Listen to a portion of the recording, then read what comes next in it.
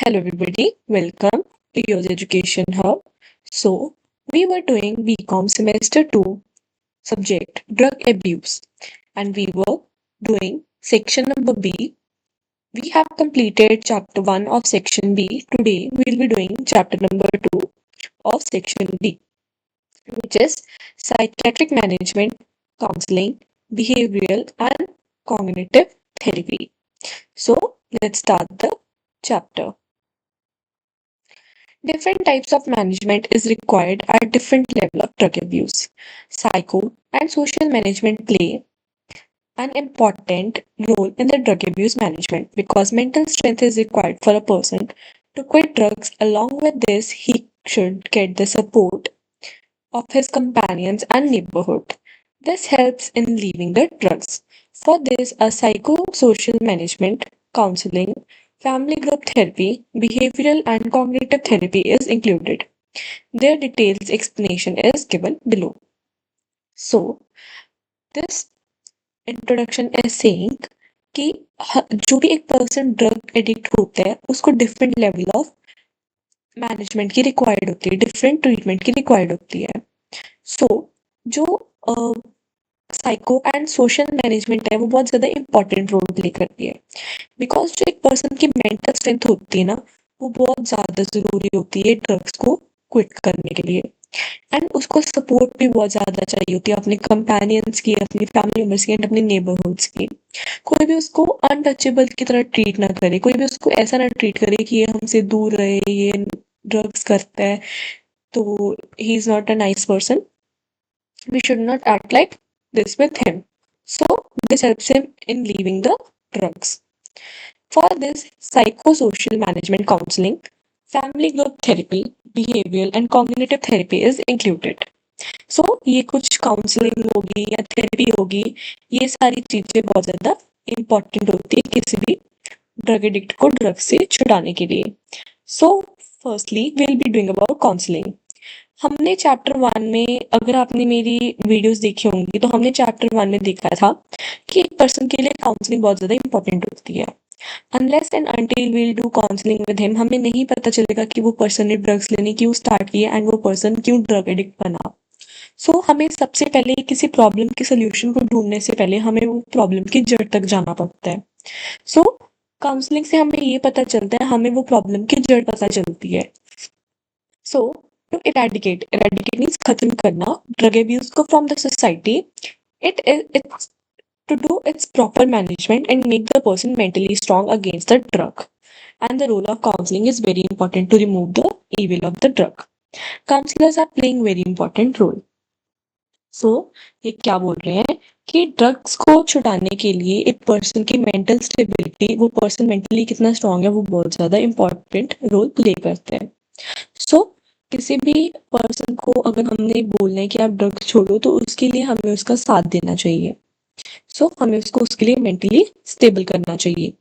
Internet is considered and in some cases help of the video conferencing is also taken. कई बार हम video conferences के through ये चीज़ें देखते हैं कि हम उनको सही तरीके से मतलब उनसे बात कर पाए एंड उनके प्रॉब्लम को जान पाए. In modern times, social media also plays the role of counselors and bring awareness in the people regarding the drugs. अब तो सोशल मीडिया के ही थ्रू हमें कितनी सारी इंफॉर्मेशन आ जाती है, हमें कितने सारे ऐसे चीज़ें शो हो जाती है जहाँ पे लिखा होता है कि आपको ड्रग्स नहीं लेने चाहिए, या बहुत सारी चीज़ें हमें बता देती है. Counselling could be divided in many parts: individual counselling, career counselling, education counselling and relationship and marriage counselling. ये कुछ काउंसलिंग की टाइप्स हो सकती हैं. So, first one is what is individual counseling. Individual counseling had an important role in the prevention and the management of the drug abuse. Individual counseling बहुत ज़्यादा important होती है.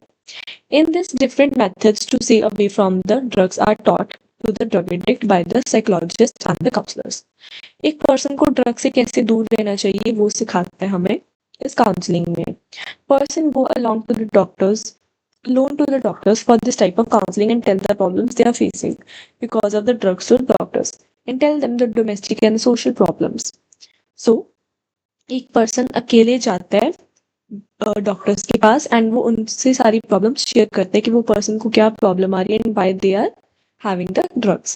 So, in individual counseling, the person is taught how he can leave the drugs and live a good life in the society so that he would be tension free. इसमें सिखाया जाता है कि एक पर्सन को कैसे टेंशन फ्री रहना चाहिए एंड कैसे ड्रग से दूर रहना चाहिए. Next is career counselling. अब करियर काउंसलिंग भी बहुत ज़्यादा ज़रूरी होती है. Sometimes there are some youngsters who get tensed due to the stress regarding their career and gets attracted towards the drugs and become the trouble for the society. Such person also need counseling. Doctors and counselor give advice to them for the treatment so that they shouldn't ruin their future and stay away from the drugs. Here it should be ruined. Right?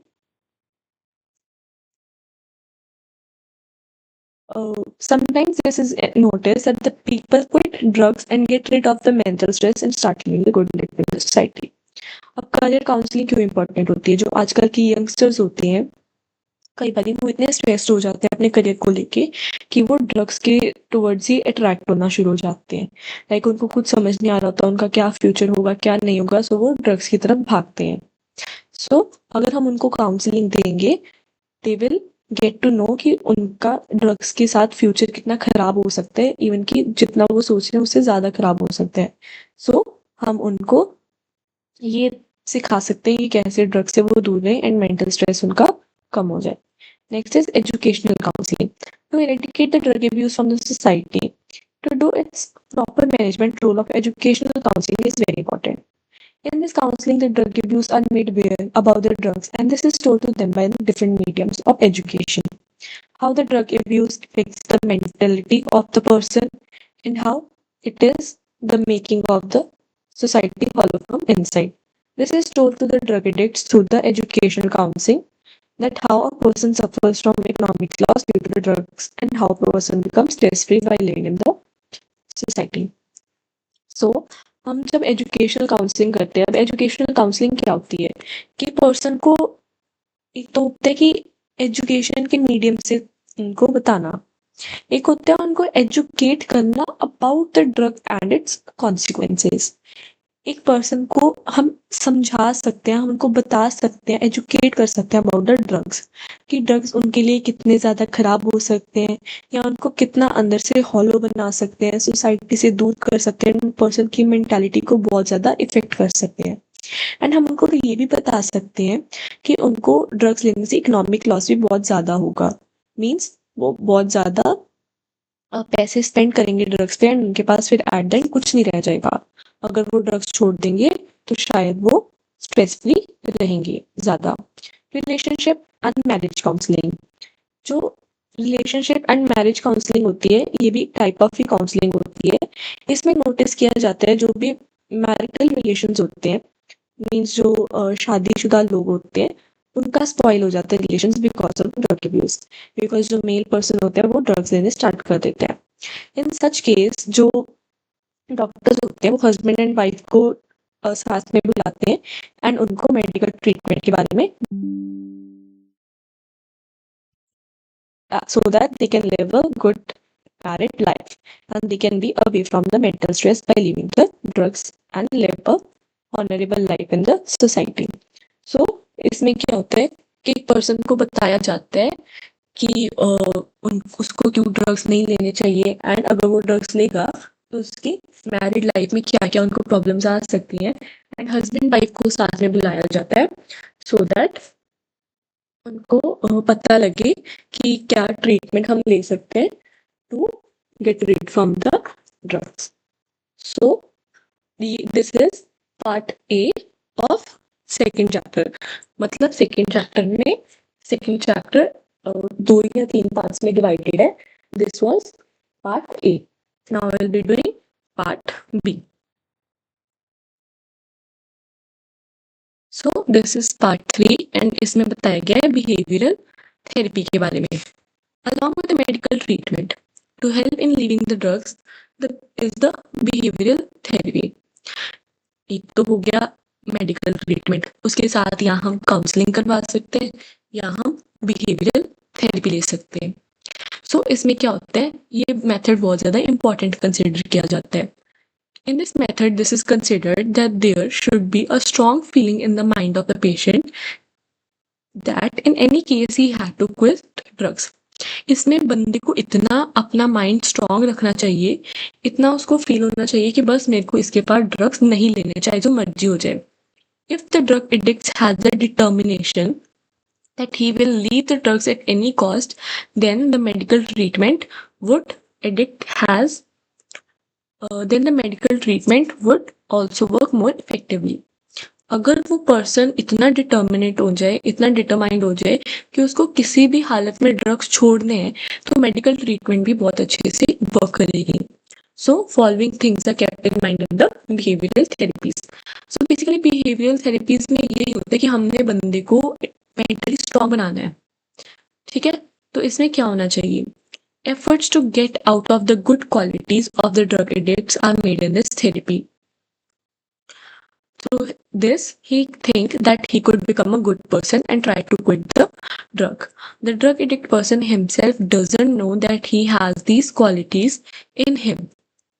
But during the therapy, he comes to know about these qualities, and he is also told during his treatment that he is not only having the evils but the good qualities.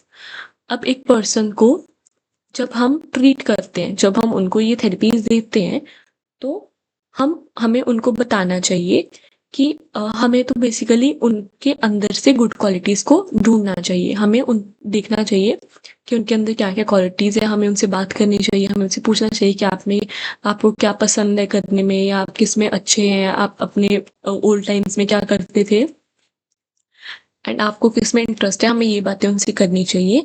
And we should tell them कि आप में ना ही सिर्फ evil है कि आप ना drugs तो लेते नहीं हो, means you if you take drugs it's fine, but you also have some good qualities in you. तो हम ऐसा कर सकते हैं, हम ड्रग्स को छोड़कर इन गुड क्वालिटीज की तरफ ज़्यादा ध्यान दे सकते हैं. So we can influence a person like this. Sometimes relapse is noticed in the patients, but in the behavior therapy, it is kept in the mind that the person should be made psychologically strong that he should not go back to the drugs at any cost. हमने पढ़ा था ऊपर relapse क्या होता है. Relapse means person एक बारी drug addict बन चुका था, फिर वो जब दोबारा ड्रग एडिक्शन सेंटर में आया वो ठीक होके चला गया, बट कुछ ऐसी सिचुएशंस होगी कि वो दोबारा ड्रग एडिक्ट बन गया. सो जब हम थेरेपीज कराते हैं तो हमें ये ध्यान रखना चाहिए कि वो पर्सन इतना मेंटली स्ट्रांग हो जाए कि वो कभी भी दोबारा ड्रग्स की तरफ ना आए. This is kept in mind that the drug addict should not be insulted all the time, but the feeling of cooperation should be cultivated so that she should not have inferiority complex and should feel the part of the society. अब अगर हम किसी person को treat करें, किसी person को therapy दे रहे हैं, तो हमें उसको गंदा फील नहीं करवाना. हमें उसको ये नहीं फील कराना कि तू तो गंदा है, तू तो ड्रग्स लेता है, तू बहुत बुरा है, तुम्हारी कोई रिस्पेक्ट नहीं है. हमें उसको पर्सन को ऐसा फील बिल्कुल नहीं करवाना. एंड वी वॉन्ट कि वो पर्सन बहुत ज़्यादा अच्छा हो एंड और ज़्यादा ड्रग से दूर जाए. सो हमें उससे बिल्कुल कॉर्पोरेट करके चलना है. In the behaviour therapy a drug addict person is encouraged to leave the drugs. इसमें हम पर्सन को encourage करते हैं कि आप ड्रग्स छोड़ दो. In the behavioral therapy, it is tried to make the person understand that he should keep the good relations with his family members so the drugs can be left by him easily. हम इस therapy में person को बताते हैं कि आपको drugs से दूर रहना चाहिए एंड अपनी फैमिली को और ज़्यादा प्यार करना चाहिए, जिससे आप ड्रग्स बहुत ईजिली छोड़ सकते हैं. बिकॉज फैमिली ही सबसे ज़्यादा इंपॉर्टेंट पार्ट होती है हमारा, तो वो हमारी बहुत सारी चीज़ों में हेल्प कर सकती है. Along with the medical treatment in the behavioral therapy, the person is tried to make the psychologically strong so that he should not become the victim of relapse at any cost. We have already studied कि same point है कि हमें इस person को mentally इतना strong बनाना है कि वो दोबारा drugs ना ले. Some methods are told to the drug addicts person to save themselves from the relapse in the behavioral therapy. This is also told to him what to do and when he want to take the drugs. अब हम person को methods बताने चाहिए कि वो drugs से कैसे दूर रह सकता है. Some other methods are also used in the behavioural treatment therapy. These methods are categorized as follows. अब ये सारी चीजें तो होती हैं, बट इनके साथ कुछ और भी चीजें होती हैं। सो वो क्या होती है? Number 1 is contingency management. So what's this? Let's check it out. Contingency management is that management which is run through motivation or encouragement. अभी ऐसी मैनेजमेंट होती है कि ये मोटिवेशन और इंकरेज करती है पर्सन को, इसीलिए हम इसको मोटिवेशनल इंसेंटिव मैनेजमेंट भी बोलते हैं। हम कॉन्टीजेंसी मैनेजमेंट को क्या बोलते हैं? Motivational incentive management. इसमें क्या होता है? It is kept in mind that in which condition the drug addict is living. वो पर्सन किस कंडीशंस में रह रहा है। Results according to the will are obtained through his therapy and the drug addict quit drugs. अब वो person के मन की बात उनसे पूछी जाती है, वो कैसी सिचुएशन में रह रहे हैं उनसे पूछा जाता है, एंड उनको फिर उसके अकॉर्डिंग थेरेपी दी जाती है सो दैट वो ड्रग्स को छोड़ दे। In this therapy the drug addict is also given the prize for encouragement. अब क्योंकि पर्सन इंकरेज होके ड्रग्स को छोड़ रहा है तो ऑल्सो उसको और इंकरेज करने के लिए प्राइजेस भी दिए जाते हैं। In this method, it is kept in mind the person who had left the drugs should not behave bad again, so that is he will eradicate slowly. इसमें ध्यान रखा जाता है कि पर्सन गंदे से किसी और को ट्रीट ना करे, सबके साथ अच्छा बिहेव करे, सो दैट धीरे धीरे वो खुद ही ठीक हो जाए। In this, a person is honored for his good behavior and this is also tried that his behavior should be under control. वो पर्सन को ऑनर किया जाता है कुछ ना कुछ रिवॉर्ड देके या कुछ प्राइज देके, सो दैट उसका बिहेवियर इन फ्यूचर भी अंडर कंट्रोल रहे। For this it is important that the good qualities should be cultivated and kept them for the long time.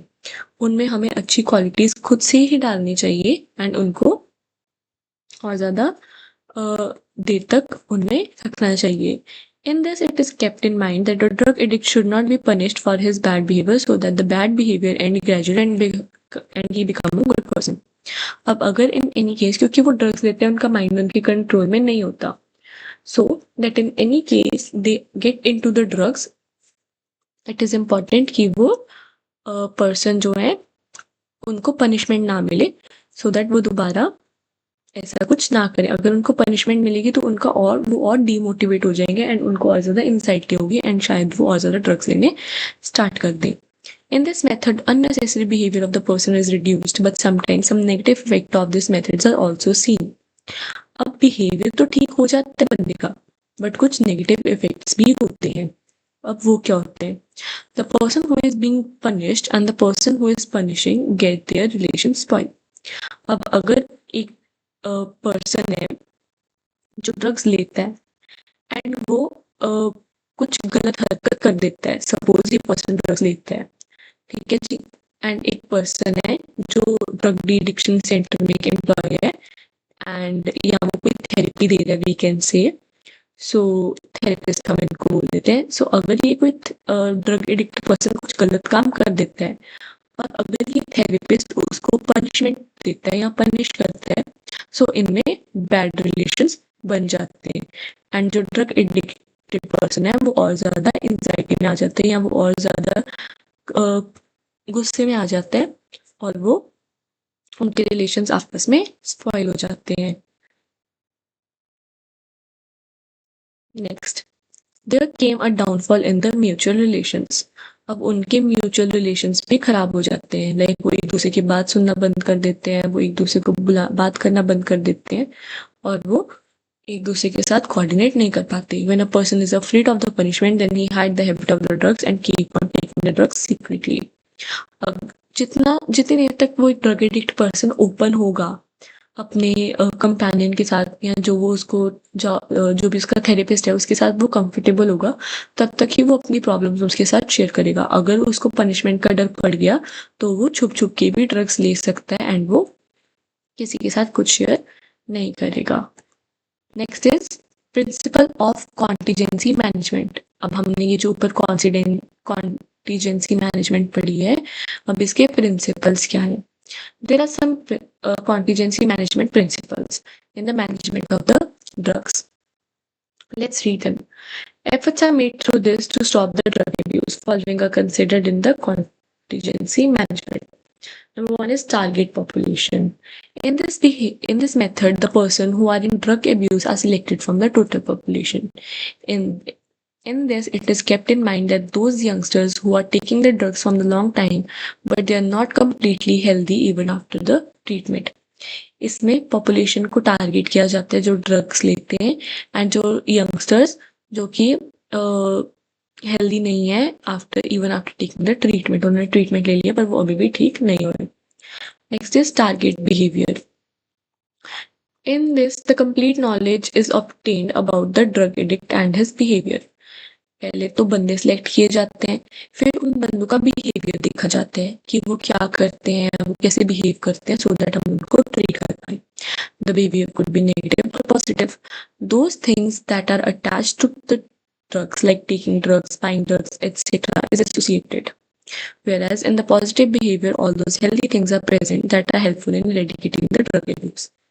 So, हम पर्सन को उसके बिहेवियर के बारे में जानेंगे. वो बिहेवियर आइदर पॉजिटिव या नेगेटिव भी हो सकता है. अगर नेगेटिव होगा तो वो पर्सन कैसे ड्रग्स खरीदता है, कैसे ड्रग्स के साथ एसोसिएट हुआ है, वो सब जानेंगे. और अगर वो पर्सन पॉजिटिव हुआ तो मतलब वो ड्रग्स लेता हुआ बट वो पॉजिटिव हुआ तो हम उसको कैसे हेल्प कर पाएंगे कि वो पर्सन को हम कहेंगे कि आप ड्रग से दूर हो, या पर्सन का जो बिहेवियर है वो काम होगा, वो जो पर्सन है वो ऑर्डर्स अभी करेगा तो वो जल्दी से जल्दी ठीक हो जाएगा अगर उसका पॉजिटिव बिहेवियर होगा. Choice of reinforcer. In this method, the treatment center point is reinforcer. अब पर्सन का ट्रीटमेंट का पॉइंट क्या होगा? रीइंफोर्सर. ये देखते हैं क्या होता है. इसमें क्या होता है, द पर्सन जो ड्रग्स क्विट कर देते हैं उसको प्राइज मिलते हैं and there is no importance for him of this treatment. So it is important the person should be given the prize that it would be useful for him. अब एक person जो इतना ज़्यादा ड्रग एडिक्ट है, अगर वो drug से दूर हो जाएगा तो उसके लिए कोई बड़ी बात नहीं होगी, उसके लिए कुछ खुशी की बात नहीं होगी. बट अगर हम इस चीज़ के लिए उसको कुछ रिवॉर्ड देंगे जो उसके काम में आए, क्या पता वो खुश हो जाए, क्या पता उसको लगे कि नहीं यार मैंने तो बहुत अच्छा काम किया. हम कैश प्राइज दे सकते हैं सो दैट वो पर्सन को लगे कि हाँ मैंने कुछ अच्छा काम किया है, मेरे पास पैसे आए हैं, तो उस पर्सन को अच्छा लगेगा. But sometimes there are bad effects of this price when the person who has left the drug once again start buying the drugs with a cash amount. अब कुछ लोगों को तो अच्छा लगेगा कि हाँ जी हमें प्राइज मिला है, हमने अच्छा काम किया है, बट जो कुछ लोग होंगे वो इस पैसे से ड्रग्स खरीदना फिर से शुरू कर देंगे. Timing of incentive. In this management, method of time to give incentive is also decided. If we found more and more good results than expected, then it is not necessary to give the prize or incentive every time. Through this type of incentive, the self-confidence of the person would increase and it would help him financially. Same चीज़ है. Frequency of the incentive distribution. अब timing of incentive में basically क्या था कि हमें अगर ज़्यादा से ज़्यादा अच्छे रिजल्ट्स मिल रहे हैं, मतलब जैसे हमारे पास बहुत सारे केसेस आए हैं एंड हम प्राइज इसलिए भी दे सकते हैं कि दूसरे पर्सन भी देख के उसको मोटिवेटेड फील हो. बट अगर हमें ज़्यादा अच्छे रिजल्ट्स मिल ही रहे हैं then it is not important कि हम उनको हर टाइम प्राइज दें. हाँ ऐसा हो सकता है कि उनको सेल्फ कॉन्फिडेंस आए but it is still not necessary. Incentive उनको फाइनेंशियली भी हेल्प कर सकते हैं. Frequency of incentive distribution. There is a difference in the rate of treatment of every patient because needs of every patient keeps on changing on time to time. Many such programs are launched that give strength to the human behavior against the drugs, but sometimes changes are seen in the desired behavior. अब जो person की treatment है वो keeps on changing होती है, मतलब उसका जो रेट है कभी ज़्यादा बंदे इकट्ठे ठीक हो जाएंगे, कभी थोड़े बंदे इकट्ठे ठीक हो जाएंगे. सो ये ऐसा ही चलता रहता है. Next is incentive magnitude. Incentive magnitude is also seen in the drug management system. Sometimes it has become difficult to decide that what type of incentive should be given. It is necessary to have the balance in the qualities and importance of the incentives. अब हमने जो reward देना है वो हम क्या देंगे ये भी बहुत ज़्यादा इम्पोर्टेंट हो जाता है. बिकॉज अगर हम कैश देंगे तो there is a high chances कि वो पर्सन दोबारा उससे ड्रग्स लेने शुरू कर देगा. If the financial resources are good, then the big incentive like car, electronic items, scooter, or other luxury items can be given. But some things to kept in the mind while giving the incentives. तो हम cash के बजाय अच्छे incentives भी दे सकते हैं जिससे वो और ज़्यादा मोटिवेटेड हो। बाकी भी हम कार दे सकते हैं, स्कूटर दे सकते हैं, लग्जरी आइटम्स दे सकते हैं, बट हमें कुछ चीज़ें ध्यान में रखनी चाहिए। Result of the incentives given before, जो हम पहले इंसेंटिव्स देते थे उनका क्या रिजल्ट है। Failure in the incentives given before, जो हम पहले इंसेंटिव्स देते थे वो क्यों अब नहीं देने चाहिए। Detail of the use drugs, हमें ड्रग्स की सारी डिटेल मिलनी चाहिए। And what is the benefit to the society, इसमें से सोसाइटी को क्या बेनिफिट होगा, ये सारी चीजें देख के हमें उनको incentives देनी चाहिए। Duration of the intervention. During the drug management, this is decided in what time the problem of the drugs will be solved. But this thing is little difficult because whenever the tradition of giving incentives is stopped during the treatment, then the effects of the method used in drug management are reduced. So this is clear from the study of the contingency management that drugs like opium, nicotine, marijuana, alcohol, etc. can be controlled through the behavioral therapy, and giving incentives plays an important role in the management. Okay, so duration of intervention में क्या बोल रहे थे कि हमें decide करना पड़ेगा कि हमने कब ड्रग्स की प्रॉब्लम को सॉल्व करना है। एंड ये डिफिकल्ट भी हो सकता है बिकॉज जब हम इंसेंटिव्स देना बंद कर देते हैं तो जो इफेक्टिवनेस है वो थोड़ी सी कम हो जाती है। सो इसमें क्लियरली बोल रहे हैं कि हम ये जो ड्रग्स है लाइक ओपियम, अल्कोहल, नाइकोटाइन, तो ये सारे कम हो सकते हैं बिहेवियरल थेरेपी के through. So this plays an important role in its management. So we have done the part B. Now we will do the part C of the chapter number 2, which is cognitive therapy.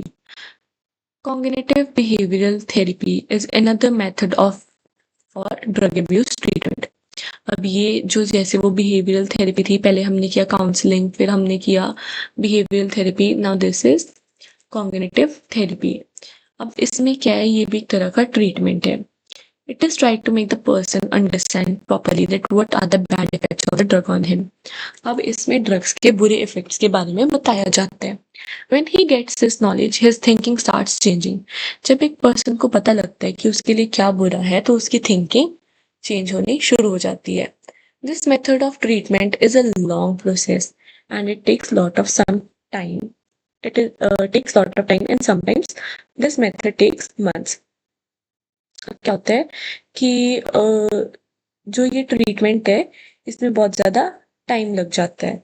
सो जो person है उसको बहुत ज़्यादा time के बाद कुछ चीज़ें समझ में आती है कि उसके लिए क्या अच्छा है क्या बुरा है। In this therapy, mindset of the patient is changed so that he could fight against the drugs and he start hating the drugs. इसमें एक पर्सन के माइंडसेट के साथ खेला जाता है, उसको चेंज किया जाता है सो दैट कि वो ड्रग्स को हेट करना शुरू कर दे। Following things should be keep in mind while giving the treatment through this therapy. कुछ चीज़ें माइंड में रख के ये थेरेपी देनी चाहिए। एंड क्या था इस थेरेपी में कि हमें पर्सन के माइंडसेट को चेंज करना है। So to give such a knowledge to the person so that he can combat stress, हम पर्सन को अच्छी नॉलेज देंगे। To give a knowledge to the person to fight with the diseases aroused from tension. Tension लेने से क्या क्या diseases आ सकती है हमें उसके बारे में बताना चाहिए। बेसिकली हमें सब कुछ बुरा बताना है मोस्टली कि अगर हम ड्रग्स लेंगे या अगर हम स्ट्रेस लेंगे या अगर हम किसी चीज़ से डरेंगे, अगर हम उसके कारण ड्रग्स लेते हैं तो वो कैसे हमारी बॉडी में बैड इम्पैक्ट डालेगा। So to give knowledge about the harm from the relapse, अगर हमें दोबारा एडिक्शन, अगर हम पहले ठीक हो गए थे और हमें दोबारा एडिक्शन लगी है तो उसके हमारे क्या हार्मफुल इफेक्ट्स होंगे। But through this method such a knowledge is provided to the person through which he could change himself, he could keep himself away from the drugs, he could stop the negative thinking from empowering him, he could face psychological stress, he could face the situations in the time of the problems. अब हमें उस person को ऐसे knowledge देनी है कि वो person अपने आप को चेंज कर ले, वो पर्सन अपने आप को ड्रग से दूर कर ले, वो पर्सन गलत सोचना बंद कर दे और अपने आप को एम्पावर करे।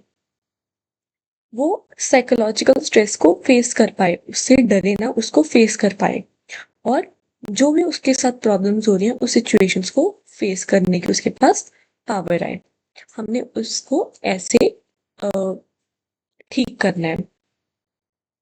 So, if the person pays attention to all these things during the drug abuse treatment, after giving the cognitive behavior therapy could be very effective and useful. अगर वो पर्सन अटेंशन दे कि वो कैसे हार्म कर सकती है चीजें, तो ये उसके लिए बहुत ज्यादा इफेक्टिव होगा। After giving the treatment through this therapy, it is noticed that the mindset of the person changes from negative to positive, and the drug addict person starts hating the drugs, and there comes the changes in his behavior. सो हम एक person को कैसे negative से positive लेके जा सकते हैं, ये बहुत ज़्यादा इम्पोर्टेंट है। हमें उस पर्सन के बिहेवियर को चेंज करना है। For this the treatment role of the family is very crucial. अब इस ट्रीटमेंट के लिए फैमिली का रोल भी बहुत ज़्यादा इम्पोर्टेंट होता है। अगर वो पर्सन जो है वो according to the doctor's prescription लेता है, so obviously it is definite कि वो ड्रग फ्री हो जाएगा, वो ड्रग से छुटकारा पा जाएगा। अगर उसकी फैमिली उसके साथ होगी एंड वो ट्रीटमेंट अच्छे से करवाएगा, वो पर्सन ड्रग से दूर जा सकता है। Next is motivational interviewing. Efforts are made to bring the changes in the behavior of the drug addict in a motivational interviewing. It is try to let the person know through interviewing that his treatment is possible.